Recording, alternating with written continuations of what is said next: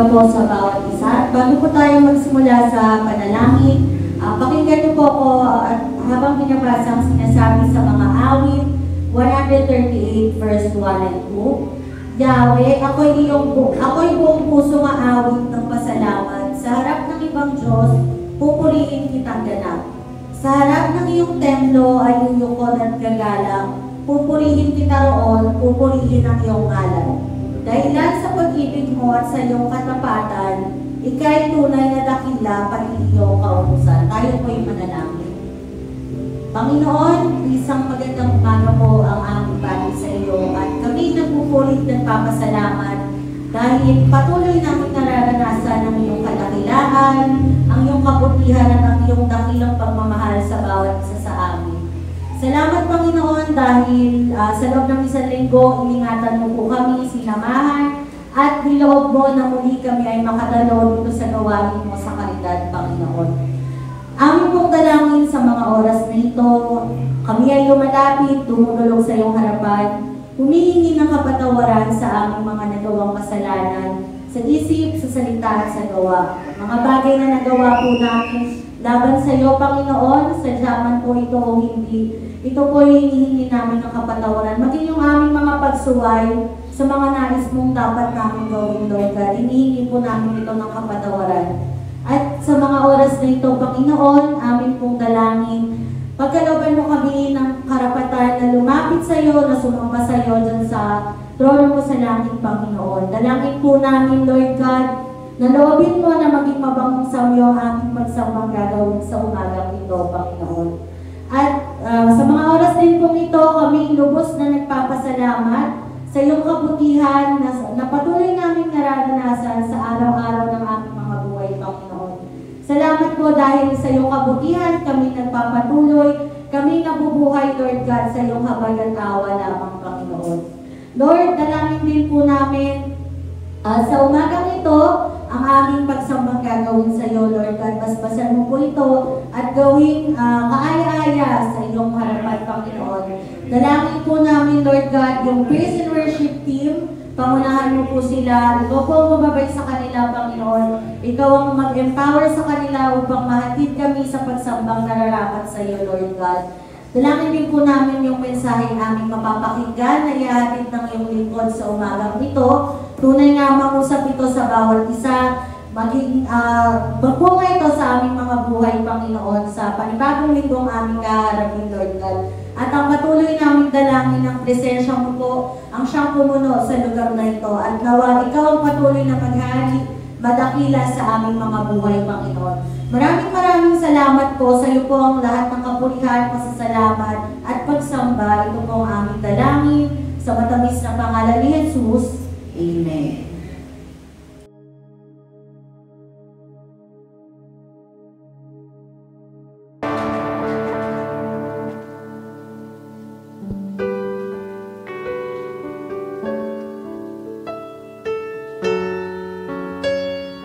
Patuloy po nating awitan ng ating Panginoon. Awitin po natin ang kanta na ito sa kanyang banal na harapan.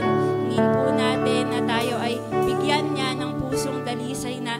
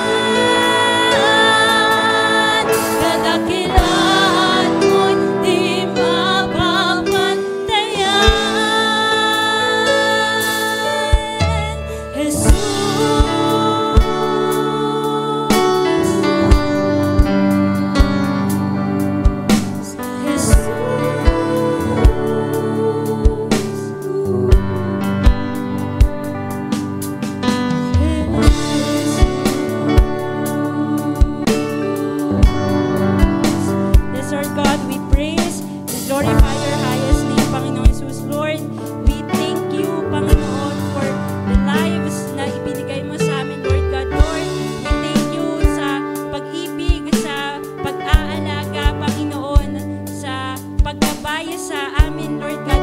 Maraming salamat po sa ibinibigay mo sa amin, sa ipinaparanas mong faithfulness sa amin, Lord God. Lord, help us to be faithful as well. Help us, Lord, to commit our lives fully, Panginoon, sa inyo. Tulungan mo kami, Panginoon, to serve you kung ano yung nire-require mo, Panginoon. Maraming salamat, Lord. And Panginoon, sa mga oras po na ito, dalangin namin na ikaw po ang maging sentro ng aming gawain. Buksan mo ang aming puso't isipan. Ikaw, Panginoon, yung mangusap. Ikaw, Panginoon, yung magbigay ng aral sa bawat isa. Lord, continue to guide us, Lord God, sa isang maghapon, Panginoong Jesus. At dalangin namin, Lord, na ikaw po ang sumama sa amin. Ikaw po ang tumabi sa aming mga upuan sa mga oras na ito. At patuloy mo po kami na kausapin, Lord God. At patuloy mo ipaalala kung bakit kami nandito, Lord. Purihin ka, O Diyos. Tunay nga na ikaw lamang ang karapat-dapat sa pinakamataas na papuling pagsamba. Walang ibang deserving kung hindi ikaw lamang, Panginoon. We praise you, O God. Hallelujah. Ito lamang po ang aming samo at ang aming dalangin. This all we pray in your mighty name, in Jesus' name. Amen and amen.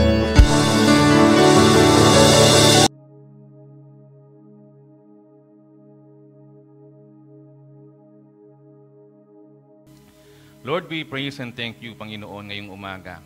Nagpapasalamat kami dahil hindi ka po nagsasawang dinggin yung aming mga panalangin. At marami po mga pagkakataon, sama-sama kami nagpipray bilang isang church para ilapit yung aming mga kapatid na dumaraan din sa mga challenges, sa mga pagsubok, katulad, Panginoon, ng karamdaman. And we praise you, Lord, dahil maraming patunay, Panginoon, ng iyong pagkilos, ng iyong pagdinig sa mga panalangin. Salamat po sa buhay ni Ivan, si Ishi, Panginoon. Salamat sa protection mo sa kanila. Salamat sa buhay ng Nanay Delia na patuloy mo, Panginoon, na binibigyan ng iyong pagkalinga. Salamat dahil dito mo laging pinapatunayan sa amin na nandyan ka, dumirinig sa aming mga panalangin, Panginoon, bilang isang church family. And we praise you, Lord. At amin pong patuloy na tinataas sa iyo, Panginoon, ngayon, sa aming kalagitnaan, ang kapatid na Ann, Panginoon, sa kanyang kalalagayan. Wala pong imposible sa iyo, Panginoon. Ikaw po yung aming kalakasan, ikaw yung aming kagalingan, ikaw yung Diyos na kikilos sa kanyang buhay, Panginoon. Hipuin mo siya, bigyan ng kagalingang nararapat, Panginoon, sa kanyang katawan. Patuloy niyang maranasan, O Diyos, sa mga sandaling ito, ang kapangyarihan ng panalangin ng bawat isa. Sa iyo namin siya tinataas, Panginoon. Naniniwala kami na anumang karamdaman ay hindi mapaghagaling, Panginoon, ng anumang mga bagay, kundi sa iyong kapangyarihan. Gamitin mo, Panginoon, yung mga gamot na kanyang iinumin, yung ilalagay sa kanyang katawan. Gayon din, Panginoon, yung mga doktor, mga nurse na mangangalaga sa kanya, Panginoon. At ang aming pong hiling, O Diyos, maging ang iyong provision sa mga pangangailangan. Sa iyo po namin siya tinataas, maging si Christian, Panginoon, bilang kanyang husband. We pray, Lord, na patuloy mo siyang palakasin, Panginoon, lalo sa pananampalataya sa iyo.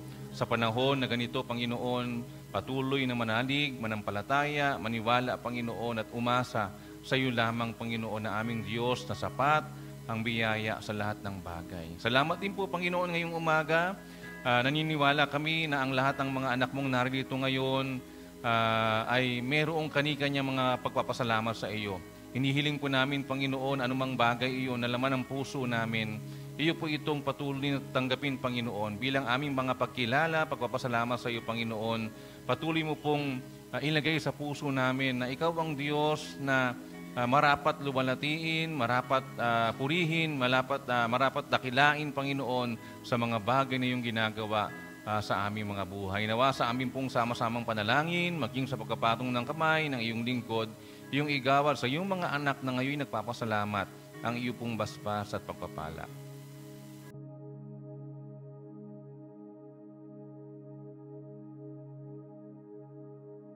Magandang umaga po sa ating lahat. Pakibati niyo po ulit yung inyong mga katabi. Yan, ang isang magandang umaga. So purihin po ang Panginoon at kahit na medyo nakakatamad yung panahon natin, tayo po ay nakita-kita muli ngayong umaga. at sama-sama pong tayo sasamba sa ating Panginoon. Okay na po, Kuya Christian? Wait. Yan. So ngayong umaga po, tayo ay nasa panghuli na paksa sa ating pong tema for the whole 3 months yata po yun, 3 months na ating pong tatalakayin. At ngayong pong umaga, ang ating paksa ay mayroong pamagat na surrendered to the Savior. No? Surrendered to the Savior. Ang pagsuko natin sa ating tagapagligtas o sa ating Panginoong Jesus. At may subtitle ito. Ang ating subtitle ay What is required in following Jesus? Ano ba yung kailangan at kahingian sa pagsunod natin sa ating Panginoon? Ayan, bago tayo magpatuloy, tayo po muna ay sandaling manalangin. Aming Diyos na makapangyarihan sa lahat, samahan mo po kami, buksan ang aming mga puso't isip, at patuloy kang mangusap sa amin sa pamamagitan po ng iyong mga salita. Nawa po, Panginoon, tunay nga po na ang iyong mga salita ang siyang patuloy na magturo sa amin ng mga bagay na aming lalakaran sa buhay bilang iyong mga anak. Ito po aming dalangin, in Jesus' name, Amen. Yan. So, ang ating pong teksto ay matatagpuan sa aklat ni Marcos, Mark chapter 8, verse 34 to verse 38. Yan. Kung kayo po ay may mga Bible, pwede po nating buksan o sundan natin sa ating presentation. Mark chapter 8, verse 34 to verse 38. Pagkatapos, tinawag niya ang mga tao, pati na ang mga tagasunod niya, at pinalapit sa kanya. Sinabi niya sa kanila, ang sino mang gustong sumunod sa akin, ay hindi dapat unahin ang sarili. Dapat ay handa niyang harapin kahit ang kamatayan alang-alang sa pagsunod sa akin. O, ngayon po ay mga babae po. Lahat ng mga babae, pakibasa po yung verse 35.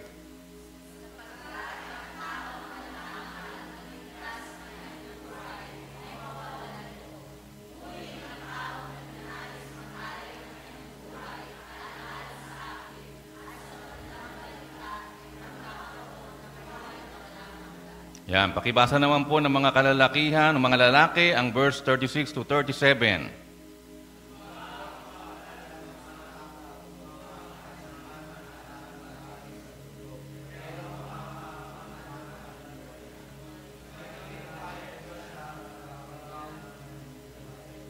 Yan, parang mas sabay-sabay magbasa ang mga babae, kaysa sa mga lalaki. Kaya po, doon sa huling talata, sabay-sabay po tayo mga kapatid.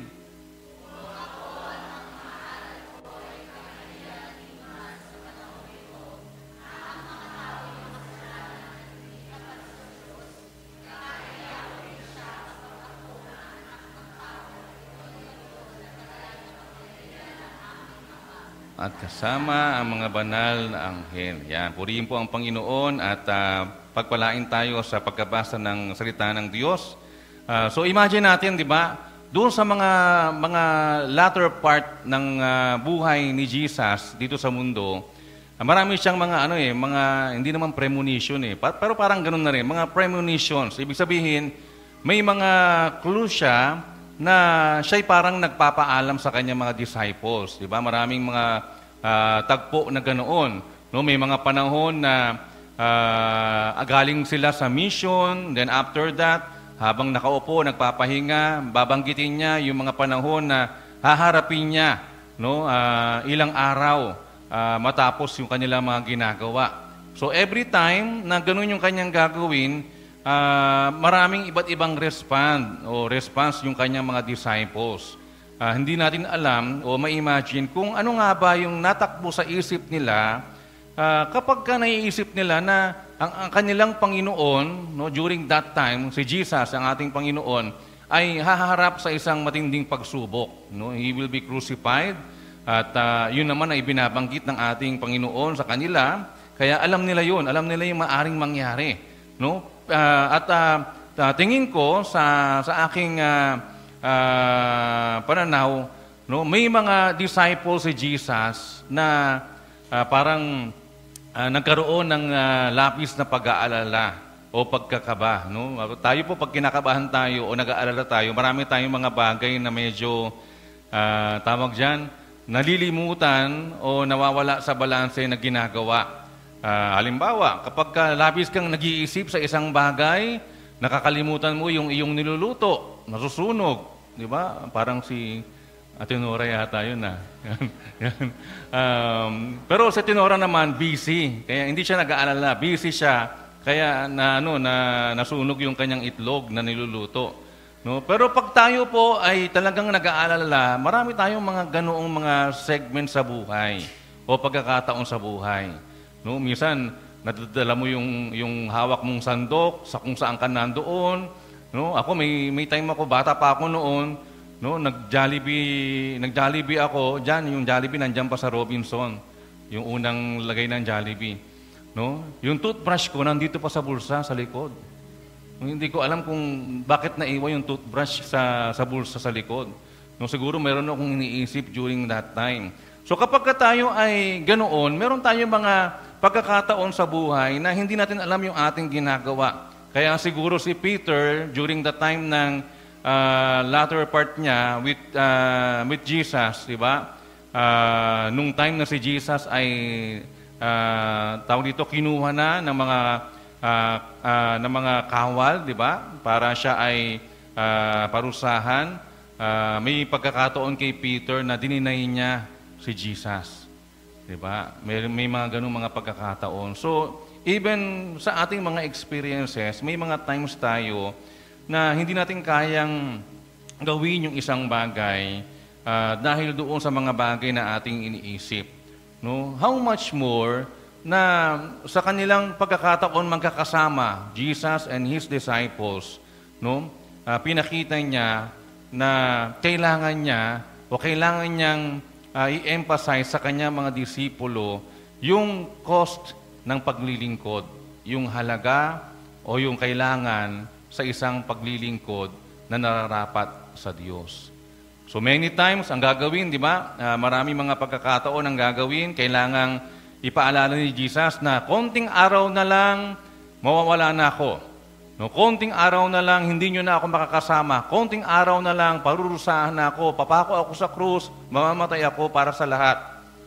No, pero bukod doon, pinakita ng ating Panginoon sa kanila, no, na kailangan nilang kumilos, kailangan nilang magdesisyong sumunod, at yung pagsunod na iyon ay hindi basta-basta pagsunod.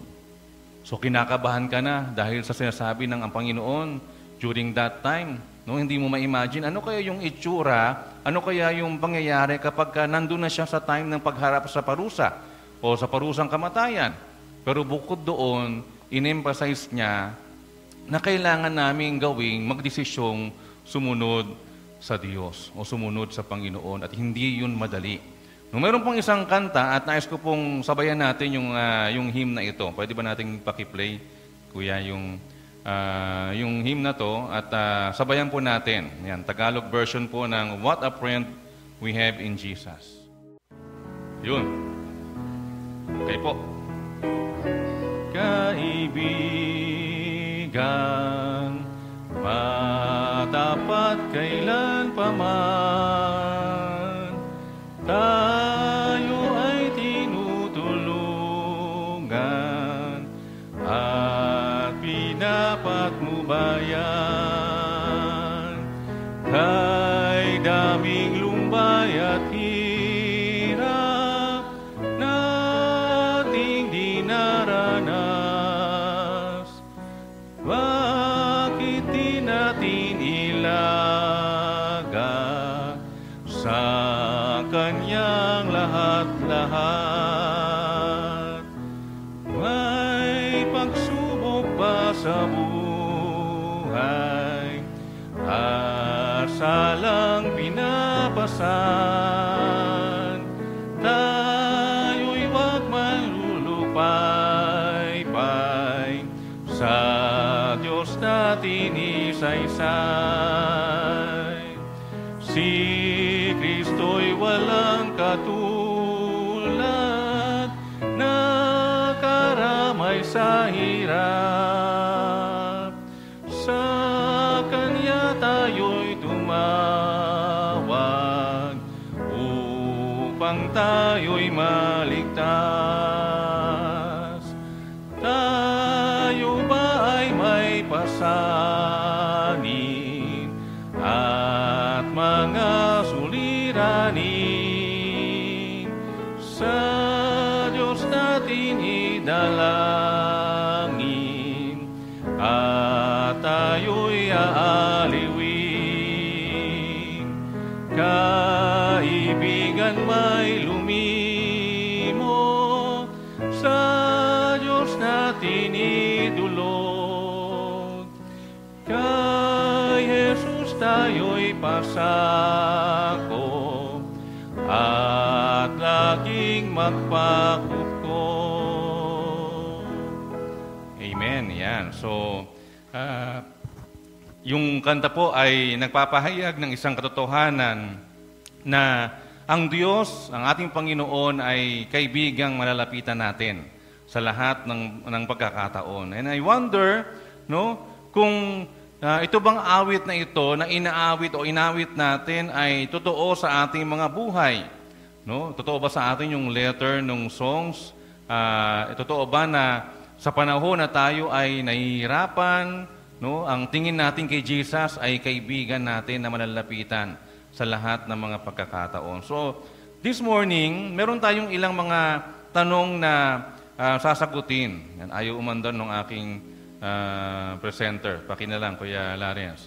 No, ano ba yung mga tanong na ito? Anong klaseng relasyon ang mayroon ka kay Jesus? Siya ba ay iyong Panginoon at tagapagligtas? Siya ba ay iyong malapit na kaibigan? O kausap mo lang at nakukumusta tuwing linggo? Yan. So yan yung medyo kailangan tingnan natin. No? Si Jesus ba ay Panginoon at tagapagligtas na atin? Siya ba ay ating malapit na kaibigan? O baka naman kausap lang natin si Jesus at nakukumusta natin tuwing linggo? No? Baka after ng linggo, iba na yung ating ginagawa, iba na yung laman ng ating isip, iba na yung laman ng ating gawain. Parang sabi nga nung iba, hinuhubad na yung pagiging Kristiyano, namumuhay sa sanlibutan. So tayo lang po yung makakasagot ng mga tanong na iyan sa ating harapan. So Jesus, no, si Jesus, nagbigay siya ng mga step-by-step method and requirements na kailangan para maging mga tagasunod ng ating Panginoon. So binigyan niya tayo ng ilan sa mga mahalagang hakbang para makita natin ano ba yung kailangan para ako'y maging follower ni Jesus.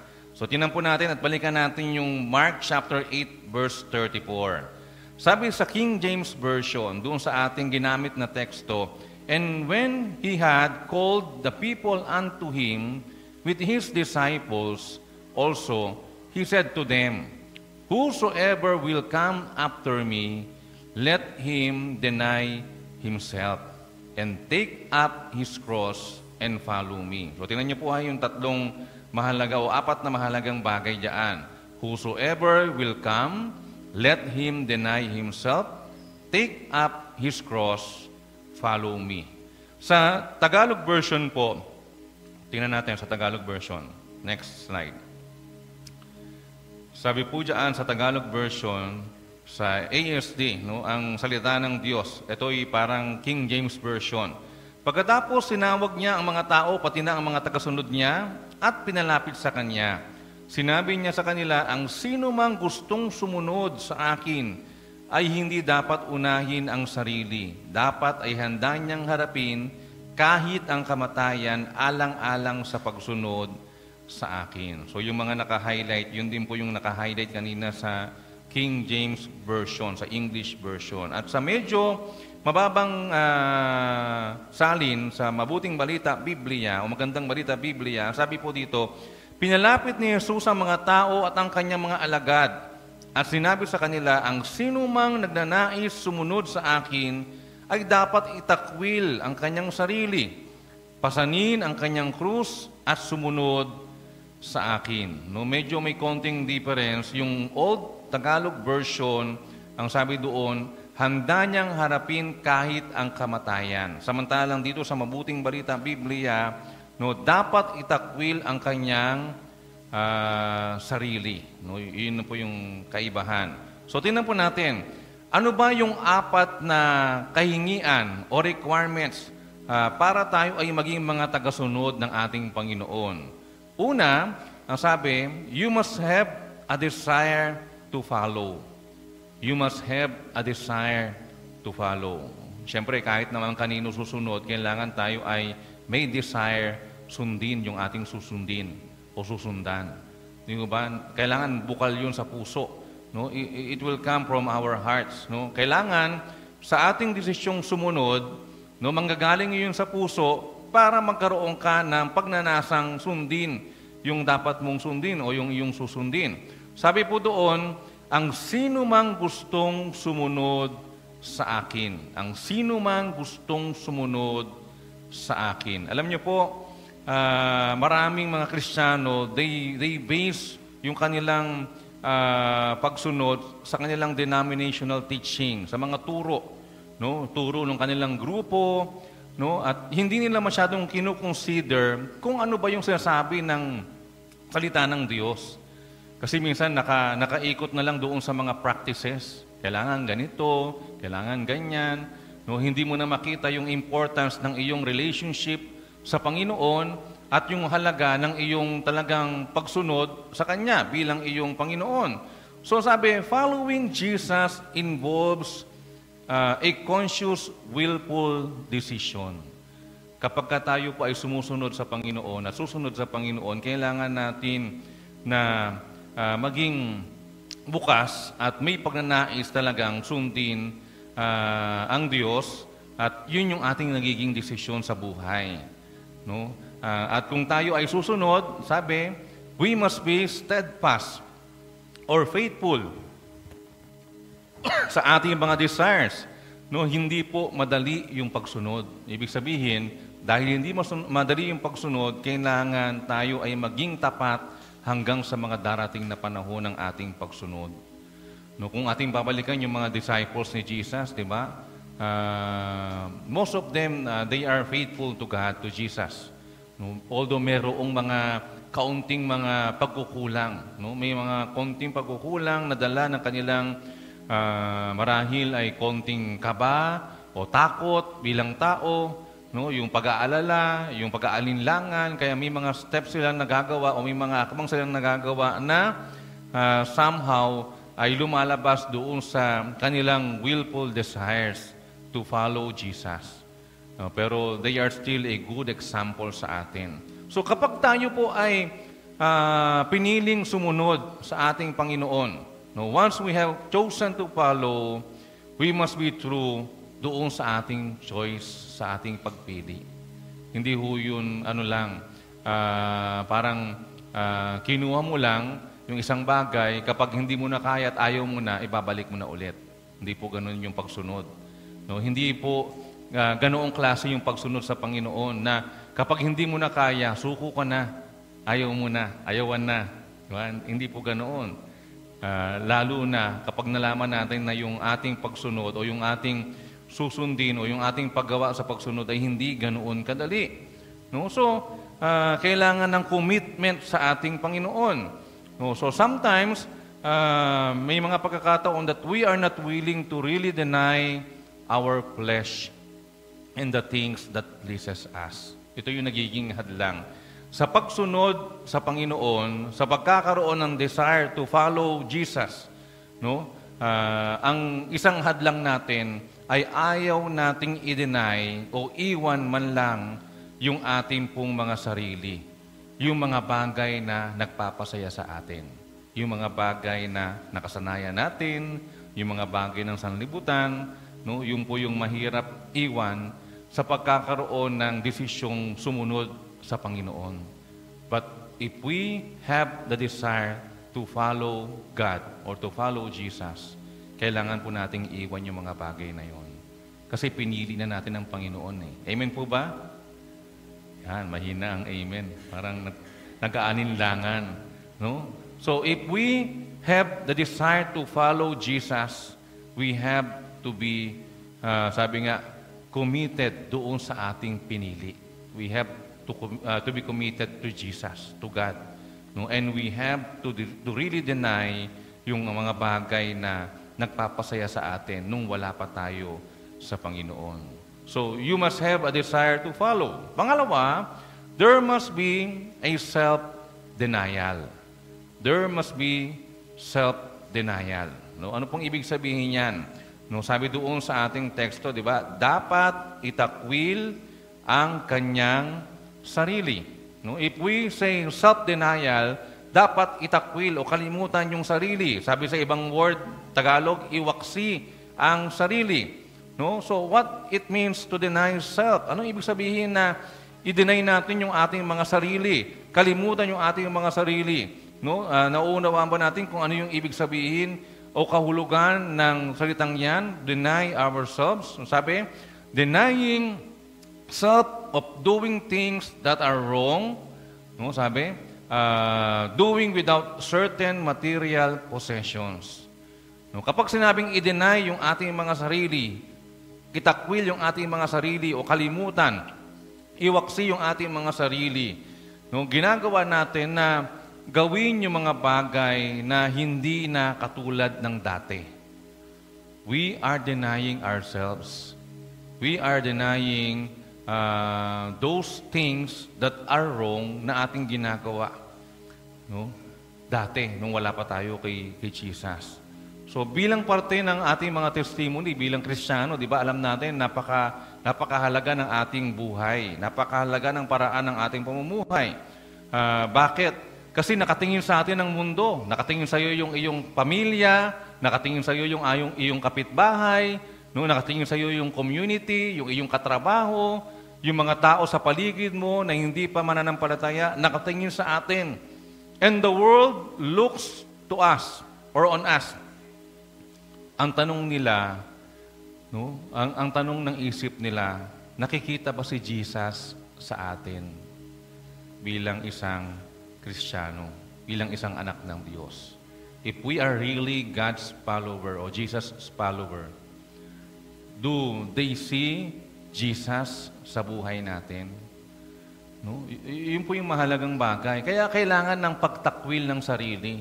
Kasi kung lumaki ka na ikaw ay wala sa Panginoon at nasa sanlibutan, lumaki ka na ikaw ay palamura, lumaki ka na ikaw ay basag ulo, lumaki ka na ikaw yung number 1 na marites sa kanto, ano pa ba? Lumaki ka na ikaw ay reklamador, o ano pang mga bagay na buhay mo dati, no?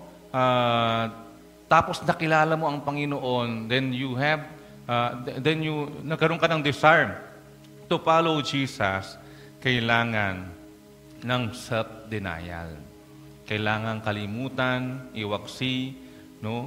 Itakwil ang ating mga sarili. Kailangan hindi na tayo ang makita sa buhay natin, kundi si Jesus. No? Si Jesus, ang Panginoon. Kailangan ng Panginoon na ang nakikita sa atin. Denying self is a statement of action. Yung ba? No? Ito po ay pangungusap na nagpapahayag ng paggawa or action. No? Ito ay dapat makita sa ating personal life. Kaya nga po, mahalaga bilang Kristiyano na iniingatan natin yung ating mga sarili. No? Meron tayong self-control. No? Hindi naman po madaling iwang kaagad basta-basta yung ating dating pamumuhay. No? Unti-unti. Sabi nga ng awit, di ba? Araw-araw babaguhin tayo ng ating Panginoon. So denying self means Christ and His work becomes our first priority. Kapag dininay mo na yung iyong sarili, ano na yung priority mo sa buhay? Hindi na ikaw. Hindi na yung para sa iyo. Hindi na yung para sa sarili, kundi yung para sa Panginoon. Making Jesus the center point of all things. Pangatlo, doon sa ating pinag-uusapan, you must take up the cross. Yeah, next slide, Kuya Lawrence. Kuya Lawrence, next slide. Tulog yata si Kuya Lawrence. And you must take up the cross. So sa Tagalog po, ang ibig sabihin noon, doon sa ating teksto, pasanin ang kanyang krus. Pasanin ang kanyang krus. Ano ba yung ibig sabihin ng salitang pasanin ang kanyang krus? Una, makikita natin, ano ba yung personal implication nito? What a personal cross implies. Ang ibig sabihin niyan, no, sabi diyan, many assume that taking the cross is personal burdens we have to carry. No, sa pangkalahatan, they look at it na yung burden na iyong dadalhin o bibitbitin sa iyong sarili. Yun yung iyong krus. No, kaya di ba, yung iba ang usapan nila, ano ba yung krus mo? Yung krus ko yung aking pamilya. No, yung burden ko yung aking pamilya. Yung krus ko yung aking trabaho. No? Yung krus ko yung aking mga alalahanin sa buhay. So they assume, or many assume, that taking the cross is personal burdens we have to carry. No, yung konsepto pong ito, it brings the focus on self and what self is doing. No, yun naman yung katotohanan. Parang pinapakita ng konseptong yan na tayo ay tumitingin sa ating mga sarili o nakafocus sa ating mga sarili. No? Parang sinasabi natin na look at what I'm doing or doing without. No? Tingnan nyo yung aking ginagawa. Tingnan nyo yung aking ginagawa sa ganito o sa anumang mga bagay na wala sa akin. Diba? Yun yung ating pananaw. Yun yung personal cross natin. No? Kapag sinabing pasanin ang kanyang krus. But the Bible teaches something. Ano bang sinasabi ng Biblia tungkol sa pagpasan ng krus? What does the Bible teach about taking the cross? Una, ang sabi, taking the cross is always voluntary. Mga kapatid, sa ating pagpasan ng ating mga krus, no? Ito po ay nangangahulugan na ito'y ginagawa natin ng voluntaryo. No? Ang sabi ng Biblia, di ba? Taking up a cross is voluntary. Ang sabi ni Jesus, no, He calls us and challenge us, but still, yung decision nasa atin. Kahit na ilang beses sabihin ng Panginoon na sumunod ka sa akin, many times, pero nasa atin pa rin po yung decision kung susunod tayo sa Kanya. Amen? Di ba? Nasa atin yung decision. So, it is always voluntary. Taking up a cross and following Jesus is voluntary. Mahirap naman po yung napipilitan lang. Di ba? Hindi pwedeng maging small group leader, yung napipilitan lang maging small group leader. Mahirap yun. Kawawa yung kanyang pangungunahan. Baka mag-suffer, di ba? Baka iba yung ma-produce niya, hindi mga disciple ni Jesus. No? Kundi mga sakit ng ulo. Mahirap yun. So, it must be a voluntary thing. No, if we take up the cross, it always voluntary. Pangalawa, taking the cross is an act of love. Yan. Okay. It is an act of love. Ito ay gawa at dahil sa ating pag-ibig. So, cross-bearing is not an incident or accident that happens to us. Hindi po ito aksidente. Hindi aksidente na merong kang pasan-pasan na krus o meron kang kukunin na papasaning krus sa iyong buhay. No? Hindi ito something na unavoidable o hindi maiiwasan na haharapin natin. Sabi, cross-bearing is an act of love that we choose to do. Cross-bearing o yung pagpasan ng krus ay isang act of love that we choose to do. Pipiliin natin. Pipiliin nating ipasanin yung krus na iyon because of love. Yun yung ginawa ni Jesus. Di ho ba? No? He chose to bear the cross because of His love. Anong love yun? Love niya sa atin.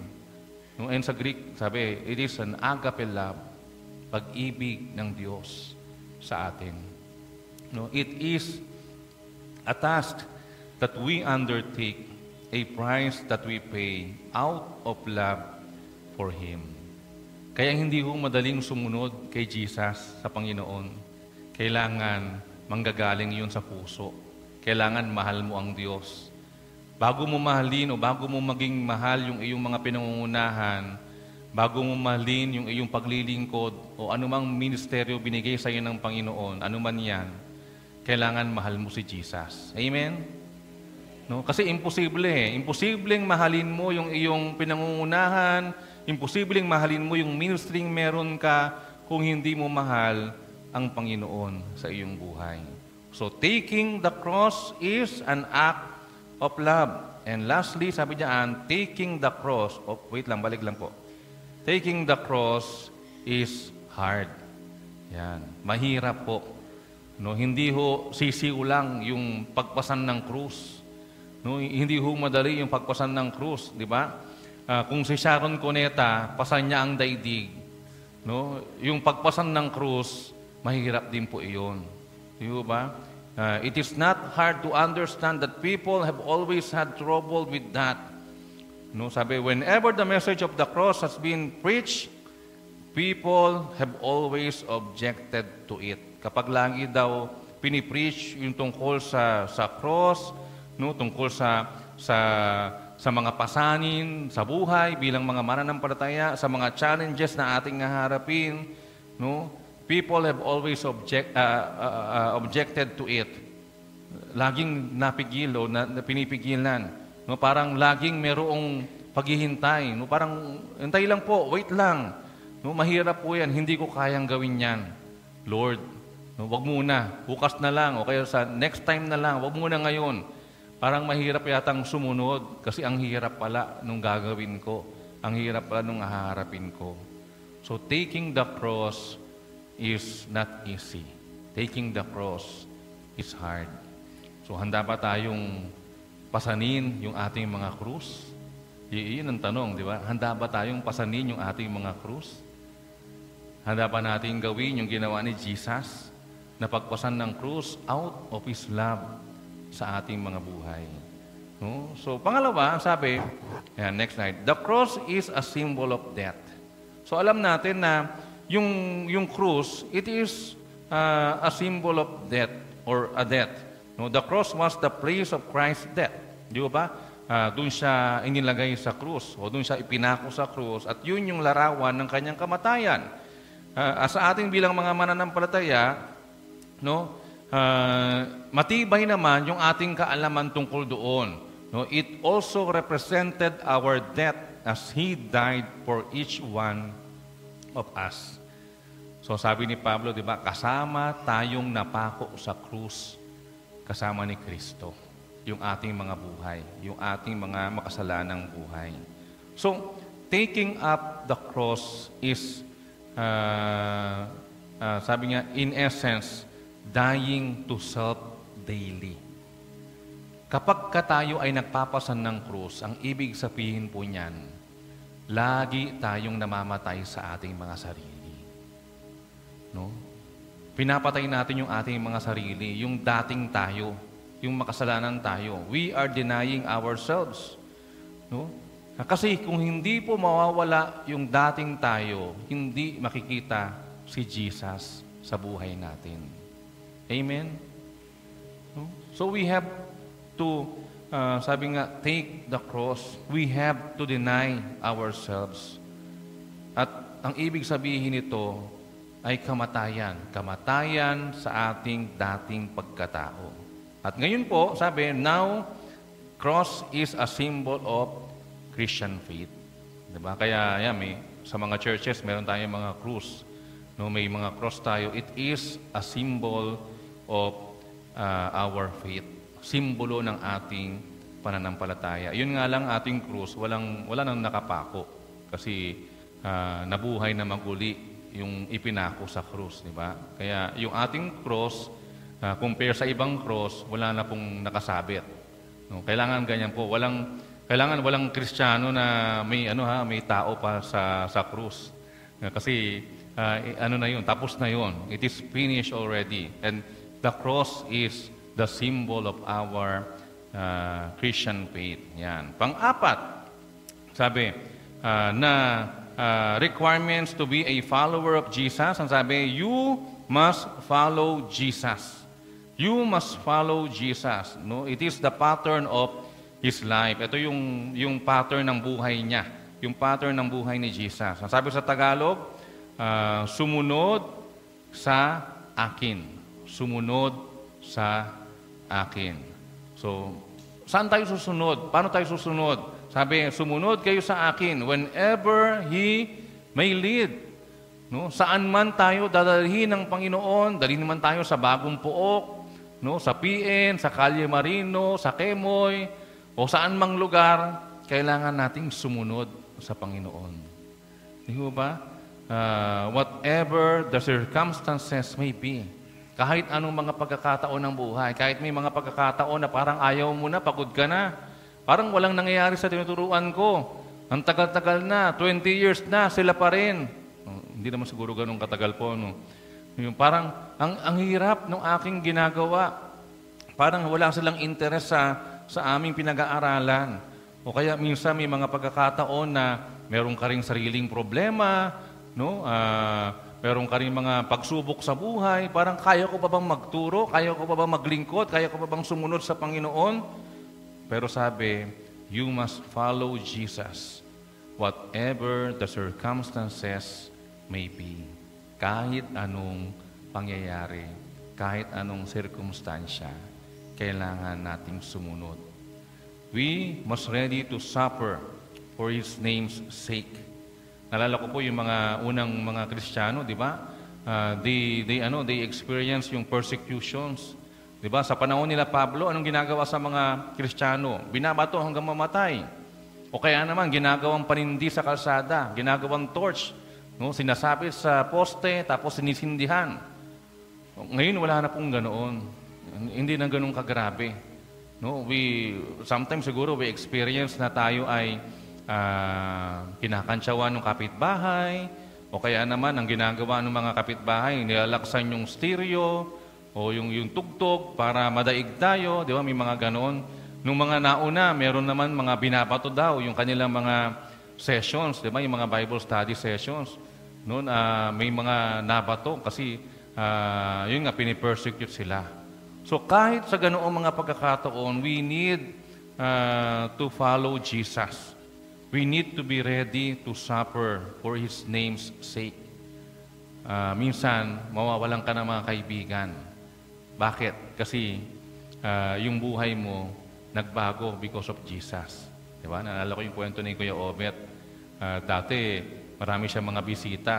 Automatic yung pagpupunta sa kanila, may session ng drinking session. Kaya lang, naging mananampalataya si Kuya Obet. No, nakakahalata yung mga bisita niya kasi ang nilalabas nila lang Coke. Diba? Hindi na beer, hindi na mga pang-inom. No, kaya unti-unti, sabi ni Kuya Obet, nalagas yung aking mga bisita.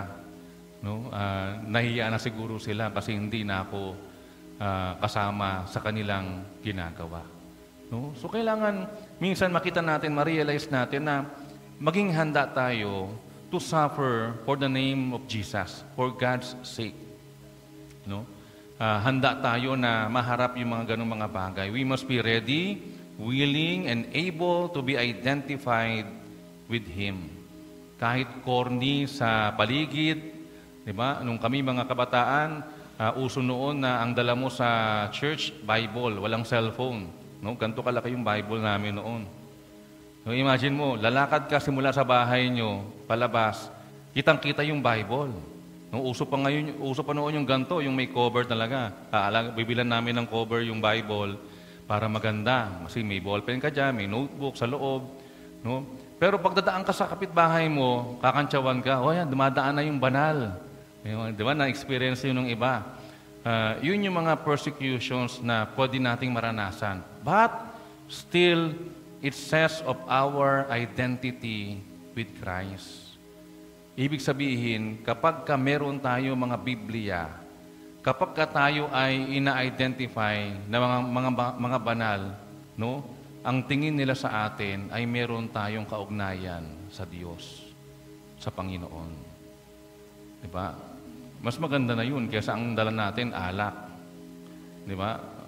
Mas maganda na po yun. Kaysa ang dala natin yung mga bagay na hindi sa Panginoon, kundi sa sanlibutan. So, you must follow Jesus. So, this morning, ngayong umaga po, Kuya Lawrence, no, the Word of God offer you a cross. No, ang ating Panginoon ay nagbibigay ng challenge sa atin that we have to, sabi nga, kailangan nating pasanin yung ating mga sariling krus. We are to take our cross. Hindi yung buhay na of ease or comfort, yung madali, yung masaya. No? Hindi yung buhay na sa palagay natin komportable tayo, or a church na perfect at sabi nga lahat ng mga problema ay merong solusyon. No? Hindi po yung sabi nga garantiya na tayo ay magtatagumpay sa ating mga trabaho na a-applyan o sa ating mga trabaho ngayon. No? Hindi po tayo nagpapromise dito sa church. No? We can promise na yung ating mga relasyon sa ating mga asawa ay magiging masaya at matagumpay palagi. No? And even, no, hindi po tayo nangangako na walang magiging mga problema kapag tayo ay naging mga Kristiyano na. Minsan nga parang mas doon pa dumadami yung problema. Mas nakikita natin marami tayong mga pinagdaraan ng problema. Pero ang tanong sa atin, are we really have to offer ourselves to Jesus? Kasi yun yung pwede nating i-offer sa bawat isa. No? Yung ating Panginoon, yung kanyang krus na mahalaga sa ating mga buhay bilang mga mananampalataya. Ang tanong ngayon, are you willing to surrender your life to the Savior? Handa ka ba na isuko yung iyong buhay sa ating tagapagligtas, sa ating Panginoon? Are you willing to have a desire to follow? Handa ba tayong magkaroon ng pagnanais sumunod sa Panginoon? Are you prepared to deny yourself or yourselves? Handa ba tayong i-deny yung ating mga sarili? Kalimutan yung ating mga sarili, itakwil yung ating mga sarili, alang-alang sa Panginoon at sa mga bagay ng Panginoon. Are you ready to follow Jesus? No? It cost something. Something na marahil mahirap pagdesisyonan. Pero sa isang taong nais sumunod sa Panginoon, hindi tayo tumitingin sa mga bagay na yun. Tumitingin tayo kay Jesus sa ating Panginoon. Tayo po yumuko at tayo po ay manalangin. Aming Diyos na makapangyarihan sa lahat, sa umaga pong ito, Panginoon, nagpapasalamat kami sa mga paalala mo sa amin. That we have to surrender ourselves, Lord, sa iyo na aming Panginoon at tagapagligtas. We have to take up our cross. Kailangan naming magdesisyong pasanin yung aming mga krus sa pagsunod namin sa iyo, Panginoon. Kalimutan yung aming mga sarili. Kalimutan yung mga bagay na marahil nagpapasaya sa amin simula pa noon. Pero ngayon, Panginoon, bilang iyong mga anak, bilang mga tao na kumilala sa iyo bilang aming Panginoon at tagapagligtas, hindi na po nararapat mamuhay sa dating buhay. Kailangan na po namin pasanin yung krus namin, Panginoon, at pagtagumpayan yung anumang hamon ng mundo. Yung kami ay lumakad ayon sa iyong kalooban. Yung makita ka sa aming mga buhay, Panginoon. Makita na kami sumusunod sa iyo. Ma-identify kami bilang iyong mga anak, bilang mga mananampalataya. Lord, tulungan mo kami. Bigyan mo kami ng lakas for us to take our cross, Lord, out of love, katulad ng pag-ibig mo, Panginoon, sa amin. Pinasan mo yung krus para sa aming lahat, Panginoon. Namatay ka sa krus para sa aming lahat. And it is because of your love. At yun po yung nais mo, Panginoon, sa amin. Nawa, Panginoon, sa mga desisyon ng pagsunod sa iyo, ng pagsuko ng aming mga sarili sa iyo, manatili kaming tapat sapagkat ikaw, Panginoon, ang kasama namin sa lahat ng panahon, sa lahat ng pagkakataon ng aming mga buhay. Samahan mo kami, dakilang Diyos, at patuloy na tulungan, Panginoon, na maging malakas sa aming pamumuhay bilang iyong mga anak, bilang mga mananampalataya, at sa aming pagpasan ng krus ng paglilingkod sa iyo. Salamat po, ito'y aming dalangin sa tanging pangalan po ng aming Panginoong Yesus. Amen. Magandang umaga po.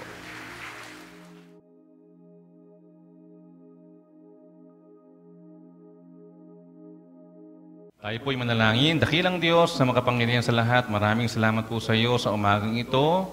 We praise and thank you, Panginoon, sa muli pagkakataong binigay mo sa bawat isa para magkasama-sama, magpuri sa iyo, makinig ng iyong mga salita, Panginoon, magpasalamat at patuloy na idalangin sa iyo ang lahat ng mga bagay na amin pong naisin. Sa mga sandaling ito, Panginoon, kasama ng aming mga pagpupuri, ay ang patuloy na pagsamo para po doon sa aming mga kapatid na hindi po namin nakasama ngayon, hindi po namin alam ang dahilan, Panginoon, but we pray for them, Lord. Dalangin namin na anuman yung mga challenges o mga dahilan ng hindi pagdalo, Panginoon, we pray for them. Ikaw po yung patuloy na humipo sa kanilang mga buhay, magpagaling, magpalakas, pumatnubay, magbigay ng katugunan sa mga panalangin, magbigay ng kapayapaan, Panginoon, at anumang mga bagay na dalangin namin para po sa kanila. Hinihiling po namin, Lord, na ikaw din po mag-iingat sa bawat isa sa aming pag-iwahiwalay pa-uwi, sa aming mga tahanan.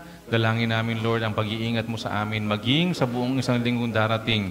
Anuman ang aming gagawin, ikaw po, Panginoon, ang aming maluwalhati, mabigyan po ng kapurihan. Salamat po sa mga anak mo na nakasama namin ngayon, sa mga visitors namin, Panginoon. We praise you sa buhay nila at hinihiling po namin na makasama pa namin sila sa mga darating pang mga linggo ng pagsamba sa iyo dito sa iyong iglesia. We praise you, Lord. Ito'y aming dalangin in Jesus' name. Amen.